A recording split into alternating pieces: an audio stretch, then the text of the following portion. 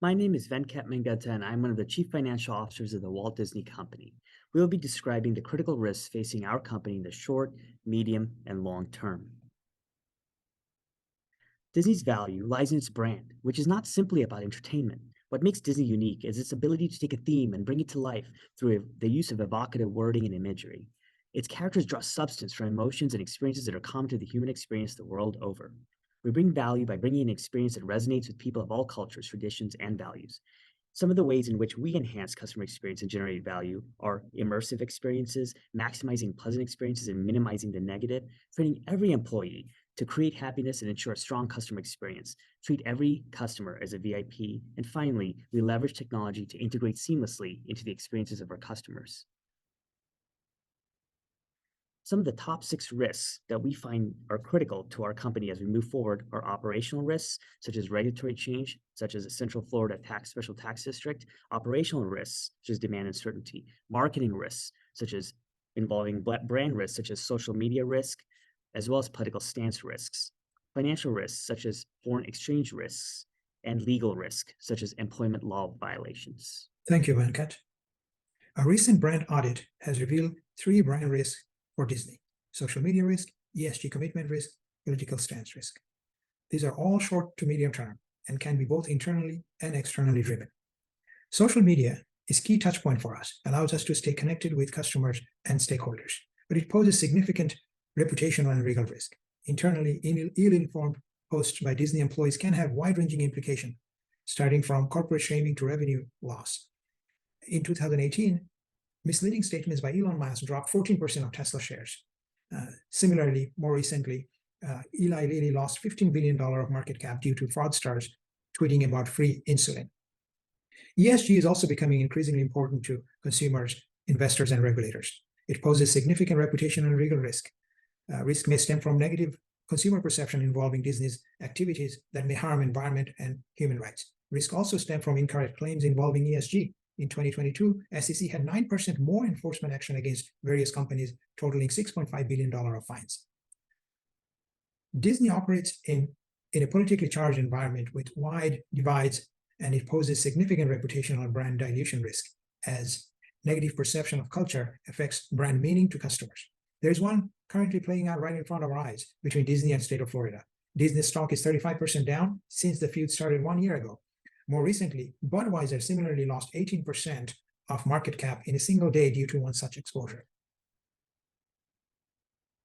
Managing social media risk well means it will increase shareholder value by decreasing cash flow volatility from earnings and by minimizing brand equity erosion.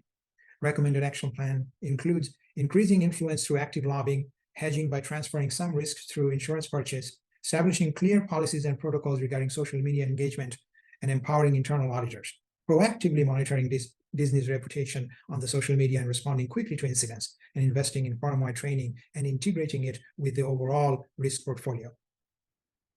Managing political risk well means it would increase shareholder value by minimizing brand dilution and in preserving brand loyalty. Recommended action plan includes increasing influence through active lobbying of lawmakers regarding enacting laws that represent Disney values. Establish clear policies and protocols regarding political engagement, and no flip-flop. It is the worst outcome. It may not be possible for Disney to remain on the sideline on all issues, but engage publicly on topics that are strategically aligned with Disney's goals. On hot-button topics, engage stakeholders across government, local businesses, and job seekers. And prevent usage of company data, map, statement, etc., to be weaponized against geopolitical claims. Thank you, and now on to our CEO. Thank you, Shamim. I am Justin Hare, the Chief Operating Officer. Assessing operational risks, we identified 2 of our top 6 risks in the operations area. The first is regulatory changes related to the Special Tax District in Central Florida, and the second is demand uncertainty. In assessing operational risk, we did also surface some other contenders that were discarded because the risk exposure didn't reach the same level of concern or impact for the organization. Also, in trying to measure the risks, we did look at the news vendor model. However, risk context didn't lend well to leveraging that model, so we had to take a more qualitative approach. In speaking to the regulatory changes related to Disney's Special Tax District in Florida, this is a very substantial risk for the organization. We're going to have increased taxes. We're also lost the ability to issue new municipal bonds to help fund our infrastructure projects. However, most concerning is the loss of control over the properties that were possessed in the Reedy Creek tax district. We took some of our submerged properties and we deeded those over to our tax district. This had been something that we never anticipated losing control over. In having that taken from the state essentially means that all of these properties that were once Disney's in our under our sole control is now state lands in the state of Florida. The mitigation strategy we need to employ is influencing the source. While this matter is highly political, we have to be prudent in the way that we approach this, in that the Central Florida holdings related to the Walt Disney Resort are $10 billion. As such, we need to leverage our lobbying influence where possible, look for legal remedies. We also need to consider the establishment of compliance programs to avoid any such public statements that may create a situation like this in the future. This has resulted in a stream of less than successful films, such as Strange World, Turning Red, and Lightyear. Our approach to mitigating demand uncertainties needs to be an acknowledgement of the diversity in the general public. And on that note, I'm going to turn this over to Roger, our Chief Legal Officer. Thank you. Thank you, Justin. In terms of legal risk, we believe employment legal issues are most crucial due to the size and complexity of our workforce. As one of the most successful multinational enterprises, we are facing different labor regulations across the globe and exposed to many unique labor challenges. Our exposure to labor risk is significant and the cost is intolerable. Based on public data, almost $2 billion was lost in labor lawsuits in the last 20 years. Our company also dealt with many labor issues recently, which cost us millions of dollars in revenue, as well as reputational damages. Other legal risks were also considered, such as corruption, data privacy, and antitrust concerns, but we firmly believe employment issues are most crucial due to the significant damage it can inflict to our company. So how do we mitigate employment legal issues? We believe a comprehensive compliance program is the answer. An effective compliance program will allow us to prevent and proactively mitigate labor issues. The cost might be in low millions, yet it might prevent expensive lawsuits from happening. We believe the program needs to have 5 important elements. Our policies and procedures need to be clear and concise. Regular trainings for our employees. Effective HR department to handle issues. Outside expert to help us stay current. And periodic audit to make sure things are in order.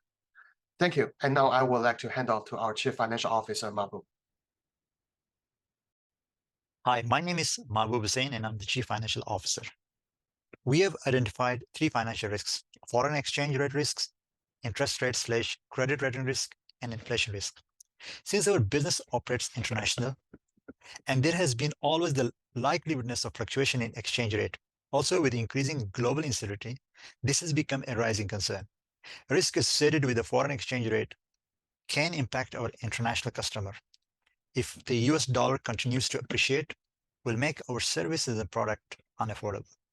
Also, it can adversely impact our US dollar-based revenue received from other countries. By utilizing the VAR value at risk, we estimated the maximum potential one-day loss as a $72 million in 2022, and it was $44 million in 2021. This was an assumption based on the market condition at a 95% confidence level.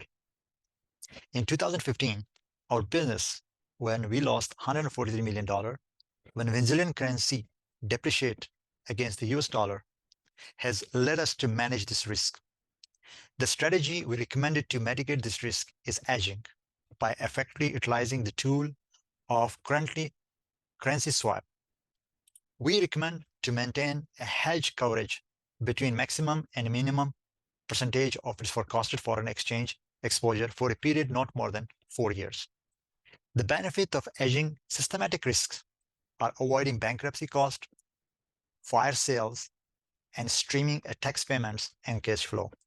Thank you very much. I will now hand over to my colleague, the Co-Chief Financial Officer, Venkat. Thank you.